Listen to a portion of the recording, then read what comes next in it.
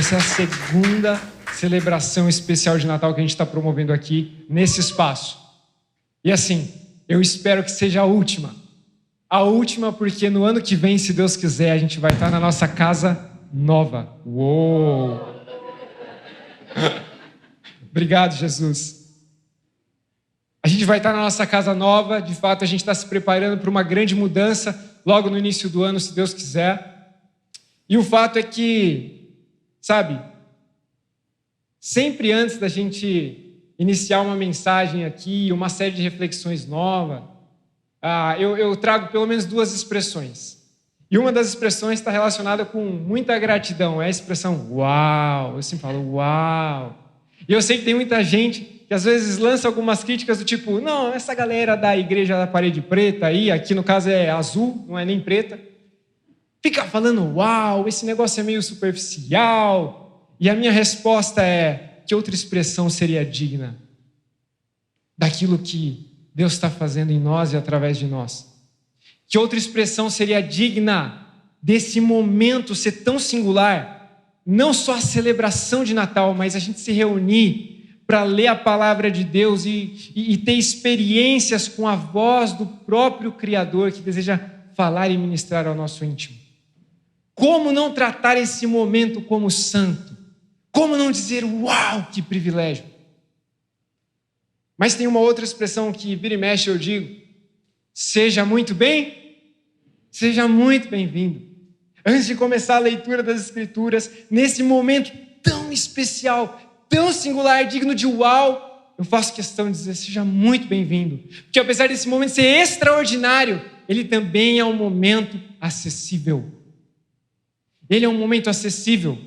Nós podemos crer que somos bem-vindos nesse processo de nos debruçarmos diante da palavra para descobrir mais quem Deus é, o que Ele deseja fazer em nós e através de nós. Faz sentido?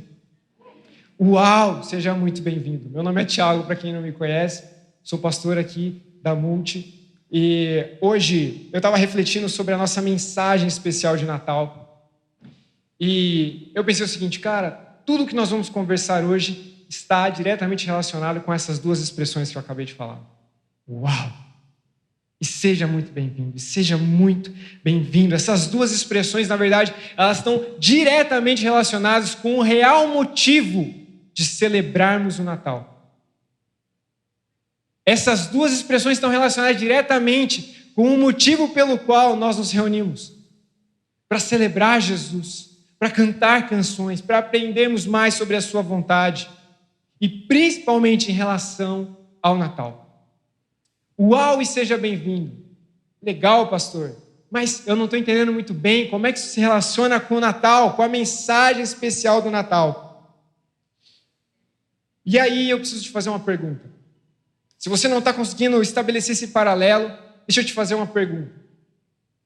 Qual é o motivo da celebração do Natal? Pensou? Muito provavelmente você que está aqui na igreja está olhando para todo esse ambiente religioso, talvez, espiritual. Você não ousaria dizer, não, o real motivo da celebração do Natal são os presentes e o pavê da minha tia e o ho-ho-ho do velhinho no final do ano. Você não falaria isso para o pastor, certo? Mas, muito provavelmente, independente de onde você vem, se você frequenta alguma igreja, se você segue Jesus há muito tempo, provavelmente você tem condições mínimas de dizer assim, olha, o motivo da celebração do Natal é o nascimento de Jesus. Então, todo brasileiro tem essa capacidade de articular alguma coisa espiritual no Natal. É o nascimento de Jesus. O motivo da nossa celebração é o nascimento de Jesus. Ótimo. Mas deixa eu tornar essa pergunta simples um pouco mais profunda. O que significa celebrar o nascimento de Jesus? Se a gente sabe que o motivo da celebração do Natal é o nascimento de Jesus, a gente precisa saber qual é o significado de celebrarmos o nascimento de Jesus, quais são as implicações práticas para as nossas vidas. Será que o Natal é só um feriado especial que funciona como um anestésico para a gente depois de um ano intenso, corrido?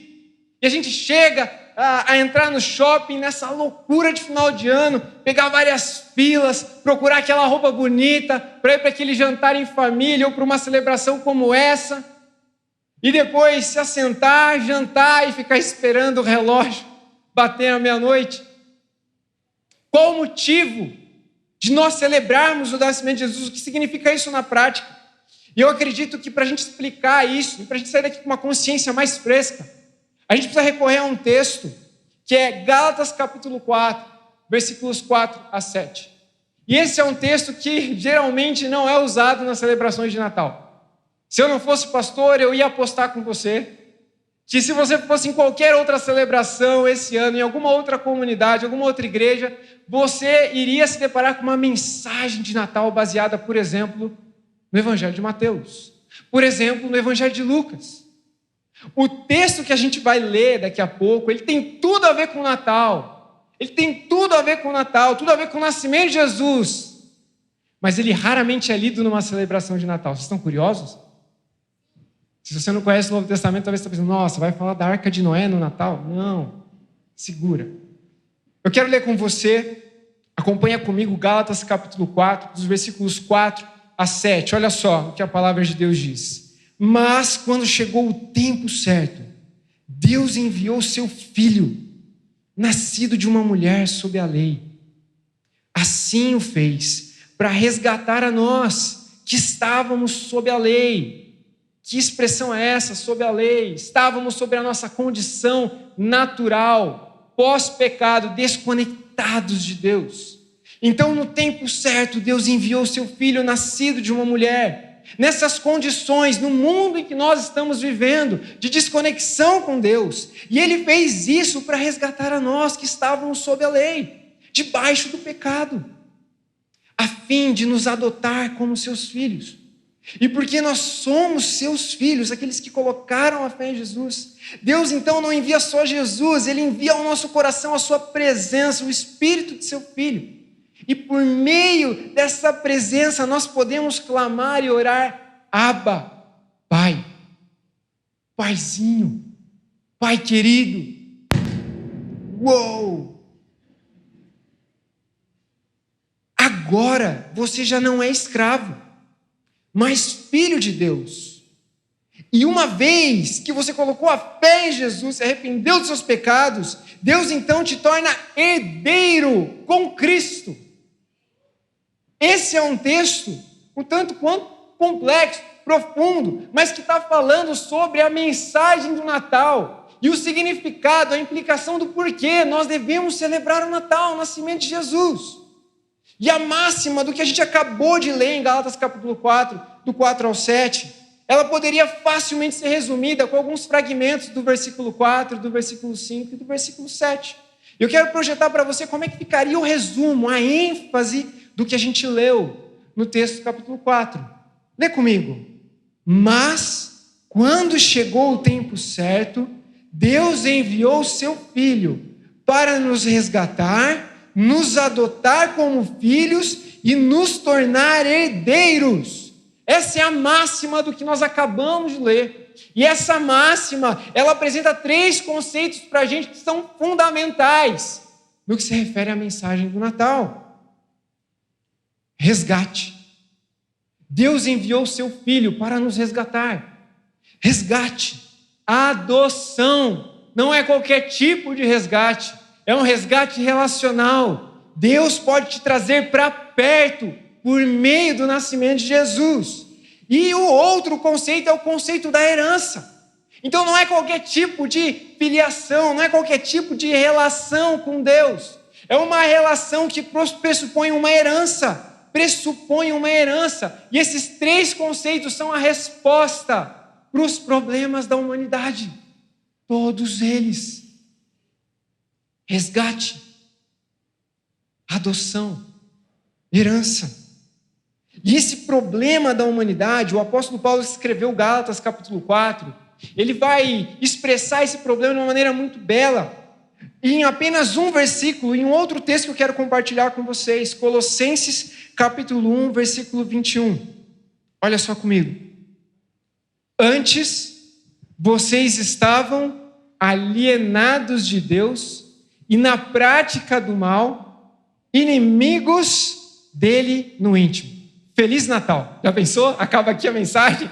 Antes vocês estavam alienados de Deus, na prática do mal, e eram inimigos de Deus no íntimo do nosso ser, do seu ser. E aí essa é a versão da NVI. Eu queria projetar a versão da NVT também. Olha que interessante, o mesmo versículo.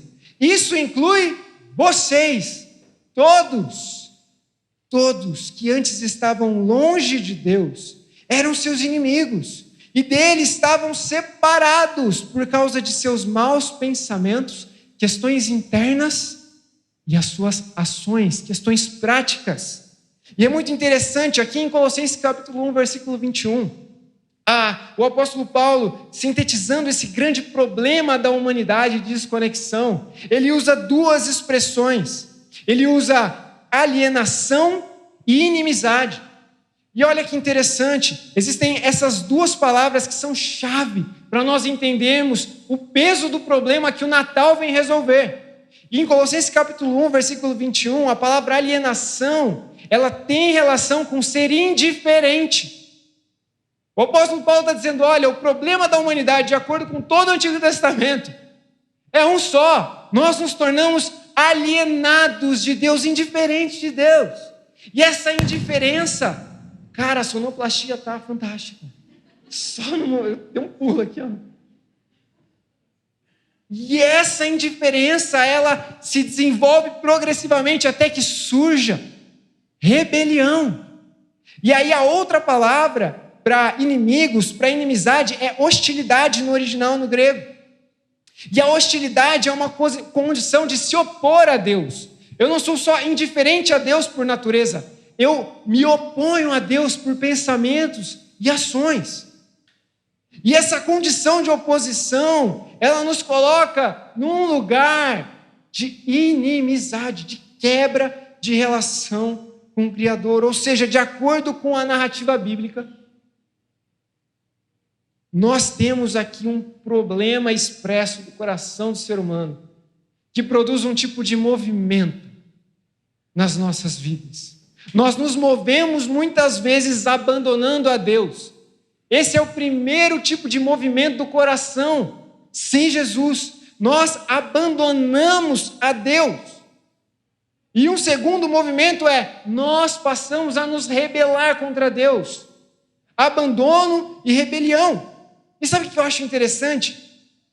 Quando a gente pensa sobre essa parada de abandonar a Deus, de se rebelar contra Deus, de ser hostil contra Deus, é difícil isso entrar dentro do nosso coração e a gente engolir isso tranquilo. Tipo, não, pera lá.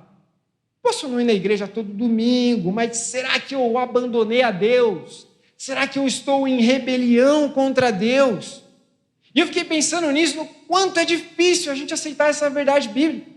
É muito difícil engolir isso de que nós abandonamos a Deus. O ser humano abandonou a Deus. Em Gênesis, a melhor expressão ali para a queda, para o pecado original é a ruptura, o abandono.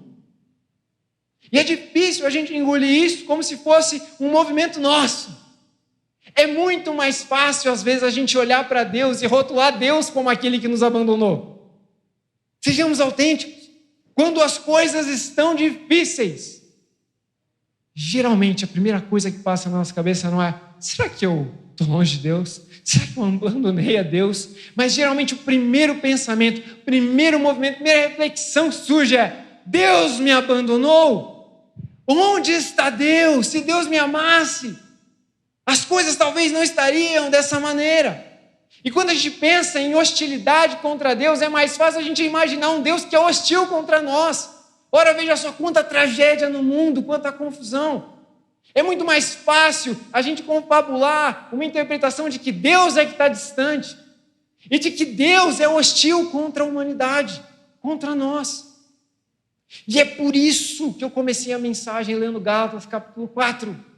É por isso que a gente precisa de capítulo 4, do versículo 4 ao 7. Porque a mensagem que nós estamos lendo aqui, ela é eficiente, ela é suficiente para nos fazer reinterpretar a realidade como ela é e não como nós a percebemos ou como nós sentimos que ela é. Nós precisamos de Gálatas capítulo 4, 4 a 7.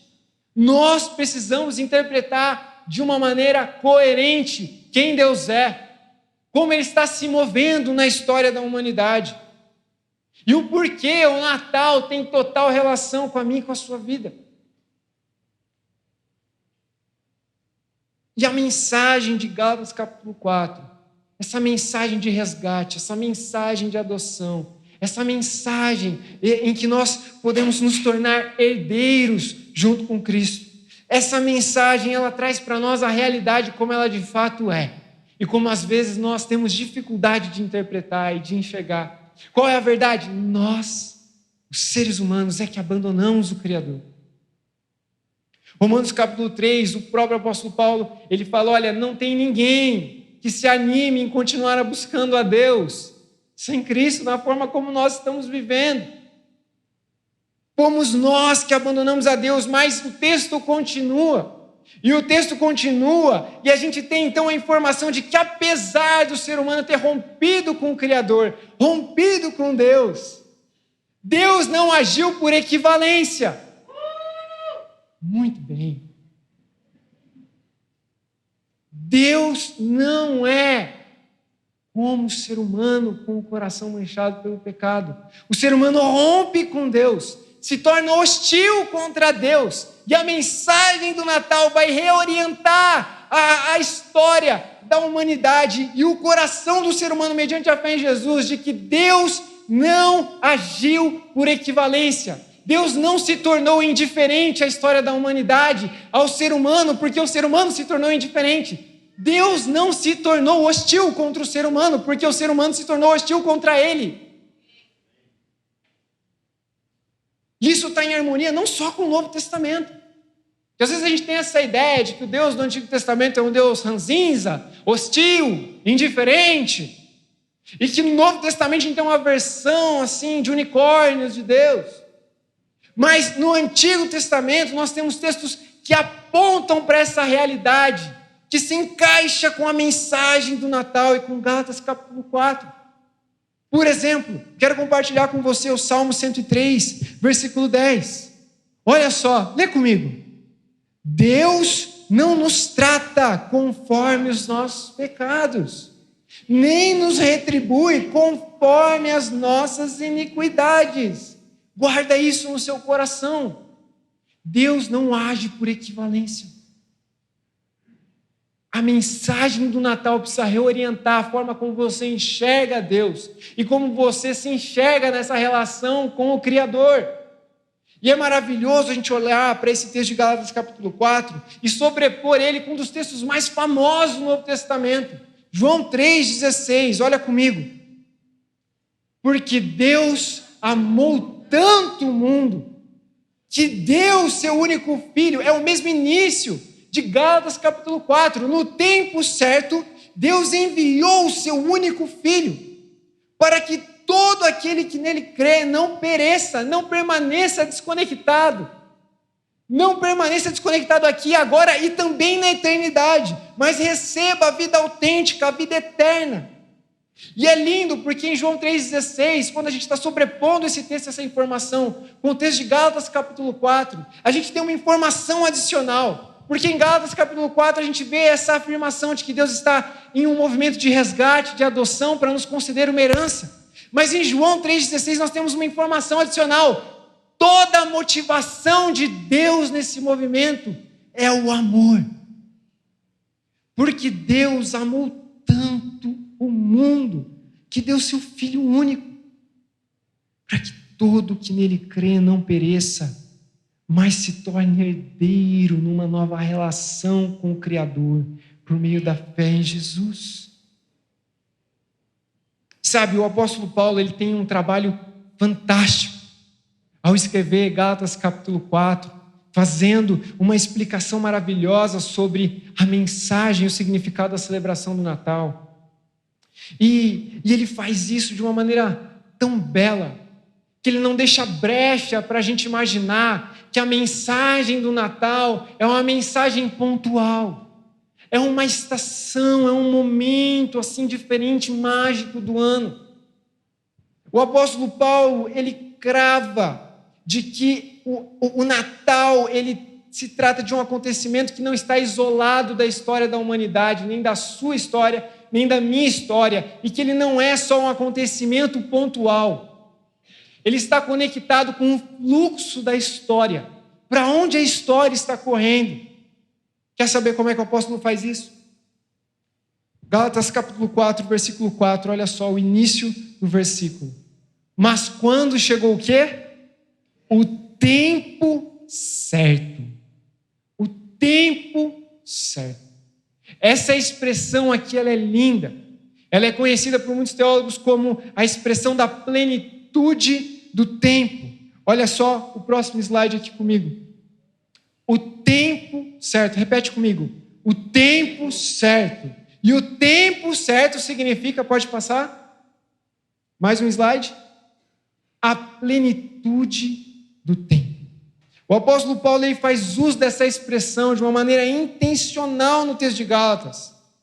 Porque ele está dizendo que o envio de Jesus foi no momento exato da história da humanidade. Foi no tempo certo, na plenitude do tempo. E para isso ele usa uma expressão no original que eu quero compartilhar com você. Como ele descreve tempo? Cronos. Nossa, Tiago. Cronos, não é Thanos. Cronos. Cronos no grego é essa definição de um tempo assertivo, de um tempo certo. O apóstolo Paulo está dizendo, olha, Jesus foi enviado no Cronos, na plenitude do Cronos, na plenitude do tempo certo. E isso destaca a ideia de um tempo específico. Jesus precisava ser enviado, precisava nascer de Maria no tempo certo, num momento exato. E quando a gente pensa nessa ideia de um momento exato, a gente não pode desconsiderar tudo aquilo que se passou antes desse momento exato. E é por isso que a mensagem do Natal ela não é pontual, porque ela tem relação com a continuidade do movimento de Deus de resgate, adoção e de transformar os perdidos em filhos e herdeiros. E nesse processo o apóstolo Paulo ele faz questão, olha, o tempo certo, foi no tempo certo, foi no momento exato. E isso traz para a gente uma ideia maravilhosa essa noite. Se foi no tempo certo que Jesus foi enviado, e se havia uma série de circunstâncias para serem alinhadas para que esse tempo fosse o tempo certo, isso significa que Deus, desde o primeiro pecado, lá em Gênesis, ele não abandonou a história da humanidade. Ele continuou cuidando. Ele continuou cuidando. Mais do que isso, ele continuou interferindo na história da humanidade. Interferindo, ele não está indiferente ao ser humano depois do pecado. E mais do que interferir, ele sustentou a história. Quantas vezes homens e mulheres que Deus chamou para participar dessa construção, dessa história, até que as profecias se cumprissem, até que Jesus viesse, essas pessoas, homens e mulheres falhas, pisaram na bola, por exemplo, como o rei Davi. E Deus sustentou todo o processo, para que chegasse a oportunidade do tempo certo, do tempo certo. Só para você ter uma noção, de Abraão, até Jesus, a gente tem uma soma de pelo menos 42 gerações. Quanta interferência deve ter sido necessária? Quanto cuidado, quanto sustento, quanta provisão, quanto socorro, quanto resgate, quanta adoção nesse período que antecedeu a chegada de Jesus no Natal, para que o tempo certo fosse estabelecido e Deus enviasse Jesus ao mundo.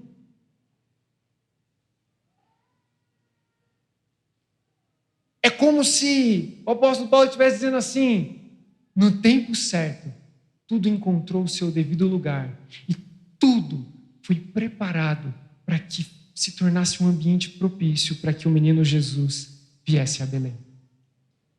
No tempo certo, Deus não abandonou a história da humanidade.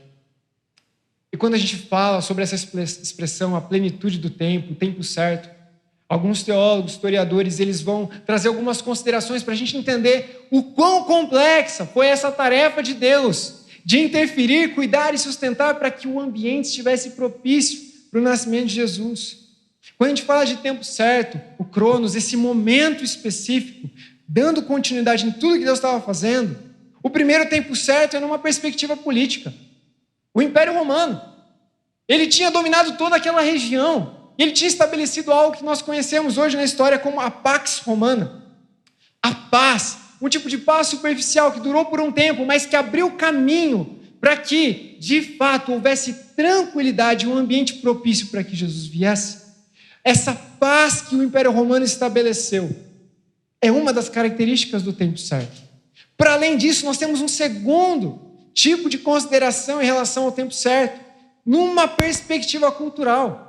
Naquele momento, na história, havia uma unificação na comunicação das pessoas, que pertenciam a povos diferentes, que falavam idiomas diferentes, mas que tinham o inglês. Não, tinham o grego. Tinham o grego como uma língua comum. Para além do idioma comum, a gente teve uma pavimentação enorme. O Império Romano colocou estrada para todo canto, que favoreceu esse tempo certo e que, para além disso, favoreceu o início e o florescimento da igreja primitiva. E eu fico pensando na eternidade, todos esses poderosos, os reis da terra que acharam que estavam interferindo e desbravando tantas coisas, descobertas, investimentos, quando eles descobrirem que, na verdade, Deus usou eles para patrocinar o tempo certo e fazer um monte de estrada para que Jesus viesse e para que Maria e José chegassem a Belém. O tempo certo também tem uma outra perspectiva, uma perspectiva espiritual. Na chegada de Jesus havia um cansaço, uma sobrecarga religiosa. Muitos filósofos, líderes daquele tempo, estavam em busca de alívio, de algo fresco. Eles estavam questionando muitas verdades e sistemas naquele tempo. Havia uma sede por vida autêntica, havia sede pela verdade. Mais adiante, o apóstolo Paulo, ele se encontra em alguns momentos em que ele está compartilhando o evangelho com filósofos, e assim, ele tem muitas oportunidades, porque as pessoas estavam com sede. Esse era o contexto do tempo certo. Mas o apóstolo Paulo, não só em Gálatas, em Efésios e também em 2 Coríntios, ele usa a mesma expressão, o tempo da plenitude, a plenitude do tempo, o tempo certo, com uma pequena variação. E eu quero te mostrar qual é a outra perspectiva desse tempo certo, da plenitude. Olha só comigo. Kairos. No grego, tempo, mas com uma outra conotação. O tempo certo. O apóstolo Paulo ele vai fazer uso dessa outra palavra para dizer que depois que Deus interferiu e garantiu que tudo estava pronto para a chegada de Jesus, surge então uma outra plenitude, um outro tempo certo, o Kairos. Então, a primeira interferência, o primeiro tempo certo, abre uma nova porta na história da humanidade. Um tempo oportuno. Esse é o significado, essa é a aplicação. Um tempo de oportunidade. Repete comigo. Um tempo de oportunidade. Para quê, Tiago? Oportunidade para que a nossa história comum, fragmentada, quebrada, danificada, possa experimentar uma intersecção com o autor da vida e ser completamente transformada. Esse outro tempo certo, essa plenitude do tempo, está para além de um momento específico. É um tempo em que nós vivemos desde o nascimento de Jesus até a sua volta. Esse período na história é chamado de tempo de oportunidade para todos. Tempo de oportunidade. E esse conceito do Kairos, ele está relacionado com a compreensão da salvação, da reaproximação com Deus, o tempo de oportunidade de experimentar a aproximação do Criador por meio da fé em Jesus e para desfrutar o propósito da salvação. O propósito da salvação. Eu quero ler com vocês 2 Coríntios capítulo 6, versículo 2. Olha só. Pois Deus diz, no tempo certo, eu o ouvi. No dia da salvação, eu lhe dei o quê? Socorro. De fato, agora é o quê? O tempo certo. Hoje é o dia da salvação. Vamos ler de novo e no lugar de tempo certo a gente vai ler o tempo da oportunidade. Pois Deus disse, no tempo da oportunidade eu ouvi, no dia da salvação eu lhe dei socorro. De fato, agora é o tempo da oportunidade. Hoje é o dia da salvação. E o apóstolo Paulo aqui ele está citando um texto no Antigo Testamento, Isaías 49, versículo 8. E ele está apresentando esse texto para justificar a ideia da plenitude do tempo. Então, em Gálatas capítulo 4, ele fala, olha, o nascimento de Jesus foi no tempo certo. E esse tempo certo abriu um tempo de oportunidade. O dia da salvação se refere a esse tempo de intersecção da nossa história com Deus. E por causa do Natal, por causa da mensagem do Natal, eu quero te dar uma boa notícia. Você não precisa esperar nenhuma outra interferência de Deus. Eu vou repetir, você não precisa esperar nenhum outro sinal de Deus. Por causa do Natal, por causa do nascimento de Jesus, você não precisa esperar nenhum tempo certo mais.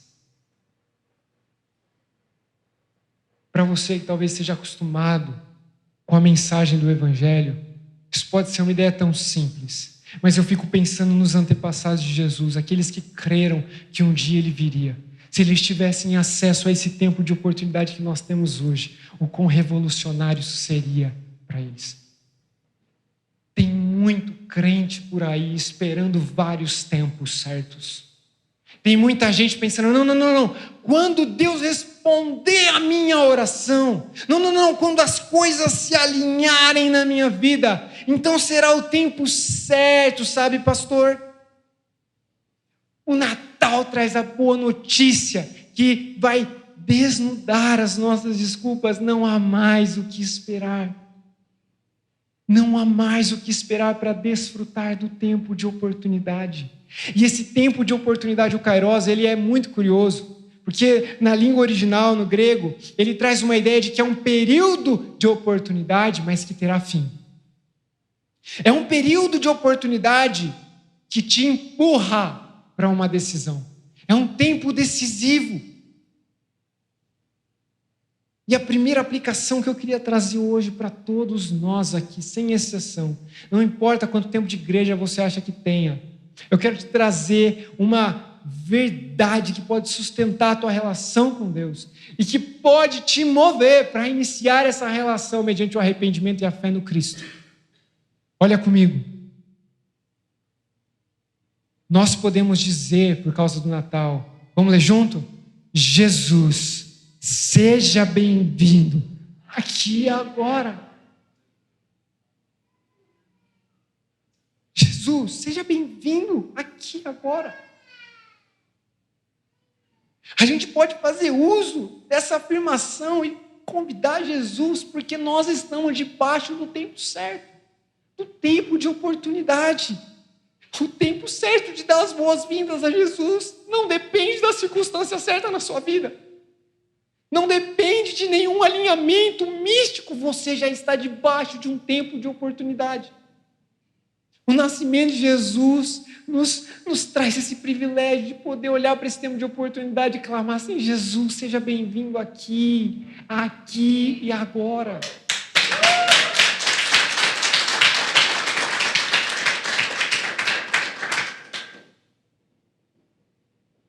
Desejar Feliz Natal.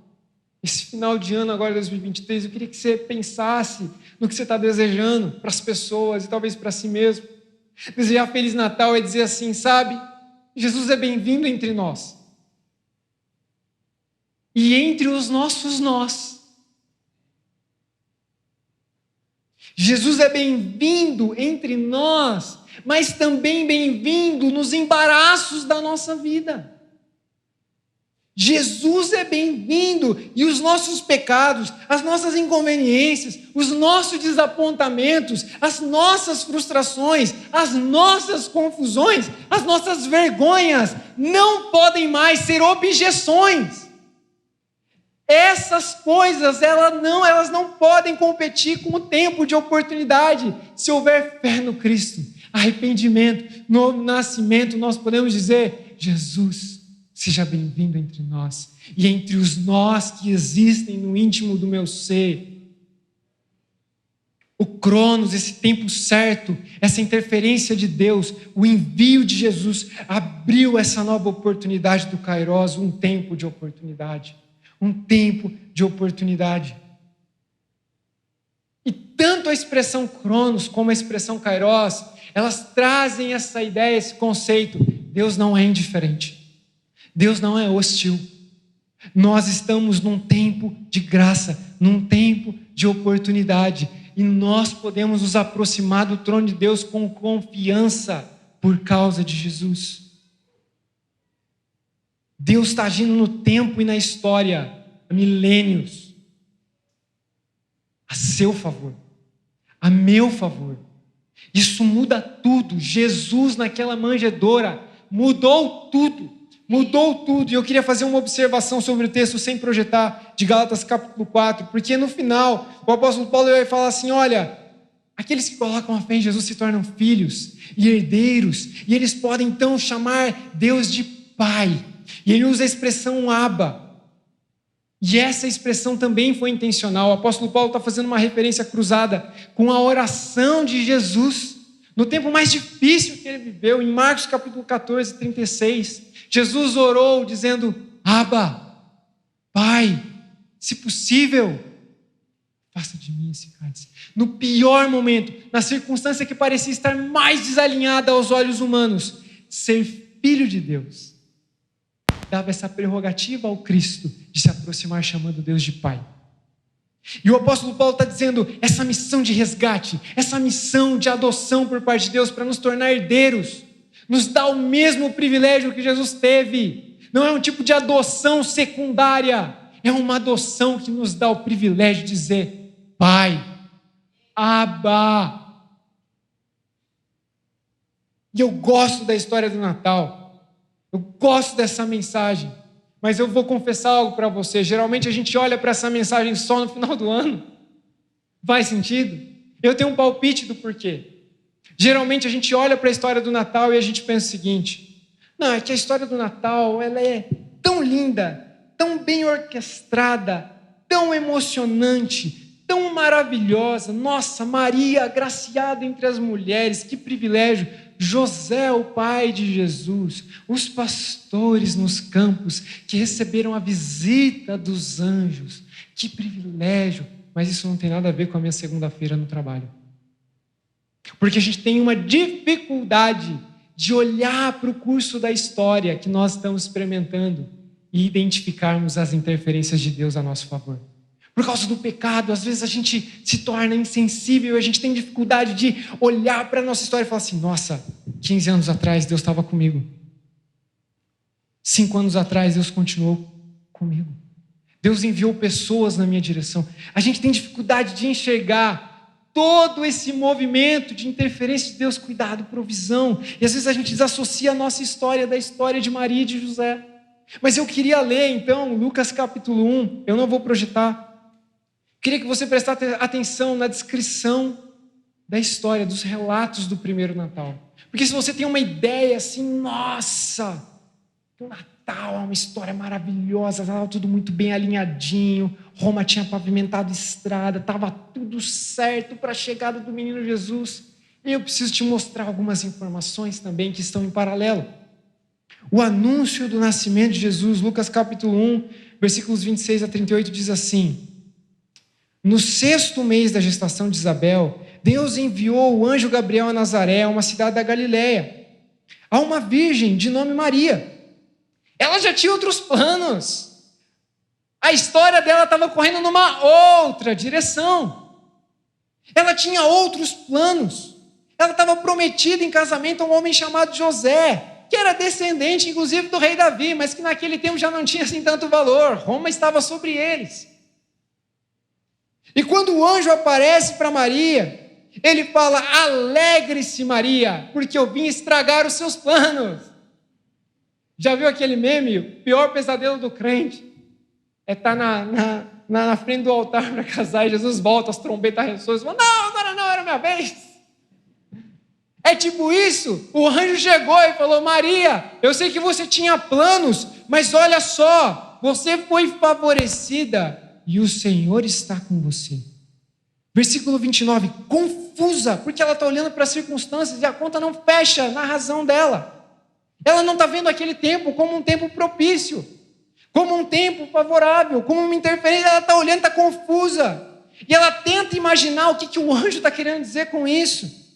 E o anjo diz: não tenha medo, Maria, pois você encontrou favor diante de Deus. Você ficará grávida e dará à luz um filho, e o chamará Jesus, aquele que salva. Imagina alguém que estava prestes a se casar ouvindo esse relato, essa informação, essa interferência. Versículo 32, ele será chamado grande. Essa criança não será qualquer criança, ela será chamada grande. Filho do Altíssimo, o Senhor Deus lhe dará o trono do seu antepassado Davi, e ele reinará sobre Israel para sempre. Seu reino jamais terá fim. Imagina uma noiva ouvindo isso e pensando assim: que interferência é essa? As circunstâncias, elas estavam alinhadas numa outra direção. Eu ainda sou virgem, inclusive, como é que eu vou ficar grávida? Como é que eu vou dar luz ao Senhor dos Senhores, ao Príncipe da Paz, ao Deus conosco, ao Emanuel? Como é que vai ser isso, anjo? E o anjo responde: o Espírito Santo virá sobre você, a presença de Deus está sobre você, e o poder do Altíssimo a cobrirá como sua sombra. Portanto, o bebê que vai nascer será diferente, será santo, e será chamado Filho de Deus, pois nada é impossível para Deus, aquele que não é indiferente nem hostil. Maria disse: sou serva do Senhor, que aconteça comigo, que se alinhe a minha vida, não aos meus planos, mas à interferência que estabeleceu um novo convite para mim. E aí, a gente olha para essa história e a gente cai na real. A história do Natal, ela estava no tempo certo, mas o tempo certo não pressupõe todas as circunstâncias a favor do que Deus está fazendo. Deixa eu te dar uma informação: nós somos mestres em nos opor àquilo que Deus espera de nós. Por causa do pecado, isso geralmente nos cega. Mas eu queria te dar a outra aplicação, a outra boa notícia da noite. Olha só. Uau! Nós fomos convidados para participar dessa história.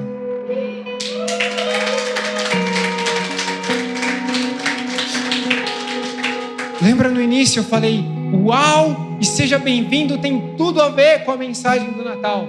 Sim, porque o nascimento de Jesus, no tempo certo, abre um novo período de tempo em que eu posso dizer: seja bem-vindo, Jesus.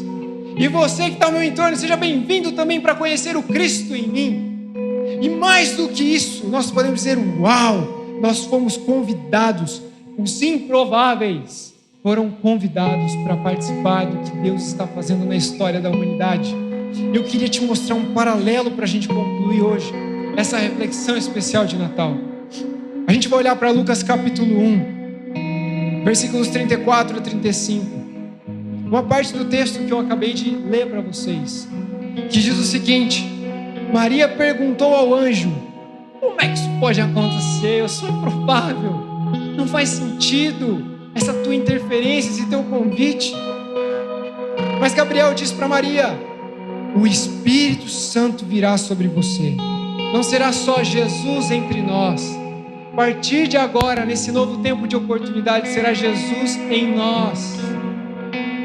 O Espírito Santo virá sobre você e o poder do Altíssimo a cobrirá com a sua sombra. Esse texto é muito familiar para mim. Eu amo o livro de Atos. Eu quero te mostrar Atos capítulo 1. Olha só.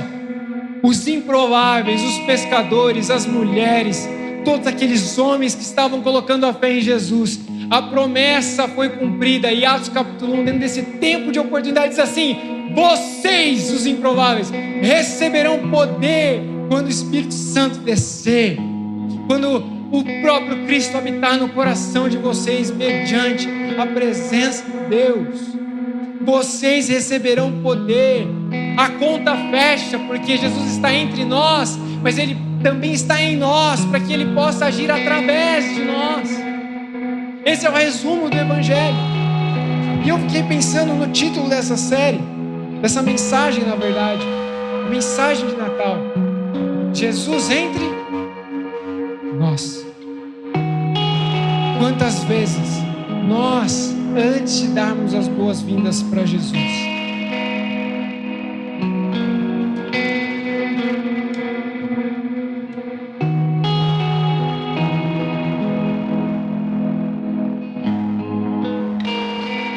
nós estamos tentando deixar a nossa vida assim, ó.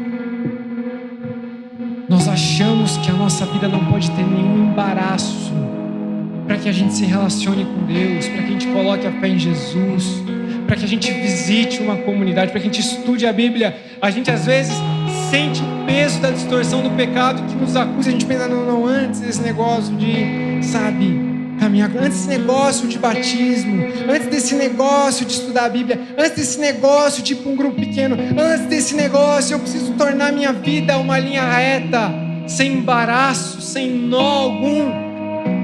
E essa é a voz do engano. A vida de Maria, ela é para nós um símbolo de uma vida que tinha alguns embaraços. A família de Jesus não era uma família perfeita, José não era um homem perfeito.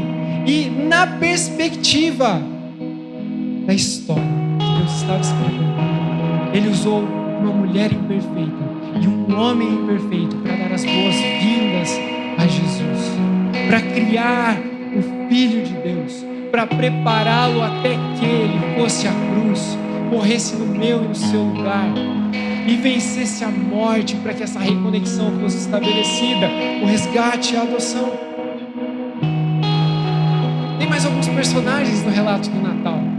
Por exemplo, os reis magos, que não eram 3, eram reis magos, os sábios. Nós não sabemos a quantidade, mas às vezes a gente tem essa ideia de que homens sábios foram visitar Jesus. Que cena emocionante. Os magos naquele tempo, no Oriente, eram homens que mexiam com magia, com astrologia. Eles poderiam trabalhar no editorial da revista Capricho para falar sobre o seu signo. Que a gente não crê em signo, fecha parênteses. Vai ter um monte de galera, louco, sério. Os reis magos não tinham nada a ver com aquela história, e Deus interfere e mostra para eles um sinal. Deve ter sido a primeira vez que eles olharam para o céu e falaram: caramba, e não é que funciona. Muito provavelmente por causa de contato com comunidades judaicas depois do exílio, eles sabiam da profecia. E o povo que estava indiferente foi recebido por magos que tinham colocado fé naquele negócio. Vamos seguir a estrela. E aqueles magos se gostam para adorar Jesus com todo embaraço na vida deles. E eu queria que você enxergasse a sua vida como ela é hoje, como Deus a enxerga. Jesus entre nós e em meio aos nossos nós. Essa é a mensagem do Natal. Essa é a mensagem que muda tudo e nos tira do caminho da religiosidade. E essa não é uma mensagem de anestesia. Essa é uma mensagem de poder, que desata os nossos nós aos poucos.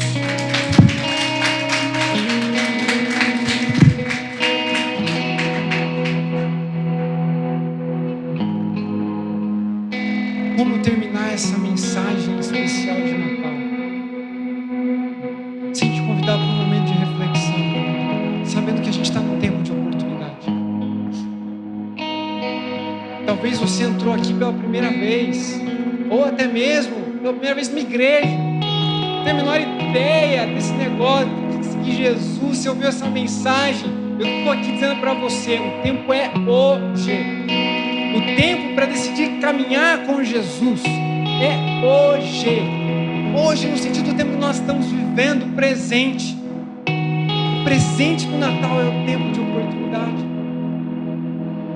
E se você está aqui nessa condição hoje, eu quero te chamar pela fé, não sair dessa porta sem tomar uma decisão. Pela fé, coloque a tua confiança naquele que veio ao mundo, viveu a vida que você não poderia viver, morreu a morte que você deveria morrer e venceu essa morte para que você pudesse se tornar herdeiro de uma nova vida.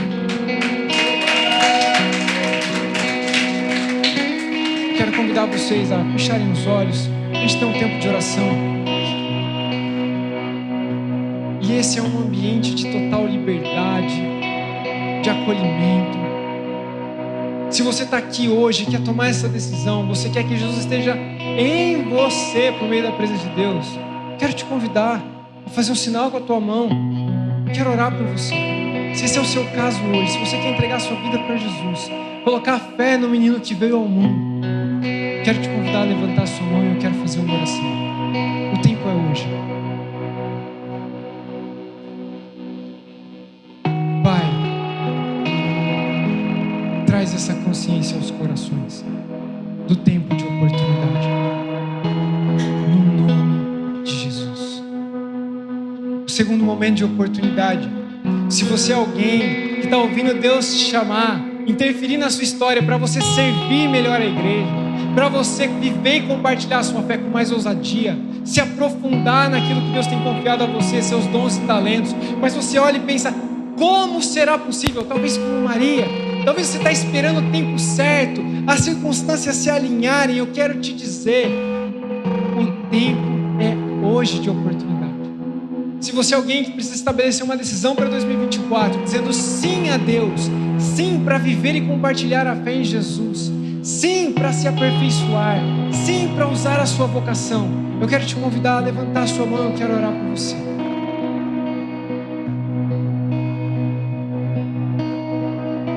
Amém. Amém. Espírito Santo, Espírito de poder e de capacitação, como nós vimos no relato da mensagem do Natal, torna possível esse caminho para essas pessoas. Que nenhuma insuficiência, nenhuma frustração, nenhuma decepção, nenhum erro possa ser plenamente capaz de obstruir e se tornar um obstáculo nesse caminho. Pai, capacita. E eu oro por toda a nossa comunidade, que hoje a mensagem do Natal nos traga a esperança de que nós estamos em meio a embaraços, mas que o Senhor está entre nós. Emanuel, Deus conosco, Jesus, o príncipe da paz, nos conduz, continua a nos mover na direção do Pai. Essa é a nossa oração, no nome de Cristo. Amém.